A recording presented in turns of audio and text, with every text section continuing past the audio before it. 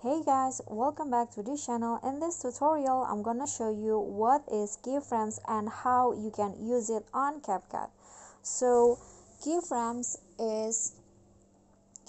are very important to transition and other editings that you do in CapCut. And keyframe is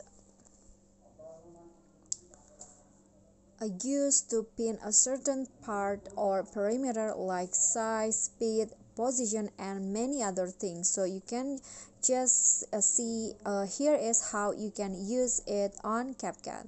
So here I've already add a black background and an image as an overlay, and when I move the picture, the image will be stay like that. But when I use keyframe, so I'm going to add keyframe in here, and then I'm going to move forward and add another keyframe, and then move the picture like this, and then move it again and add another keyframe, move it again, and then add other keyframe, and then move it again like this.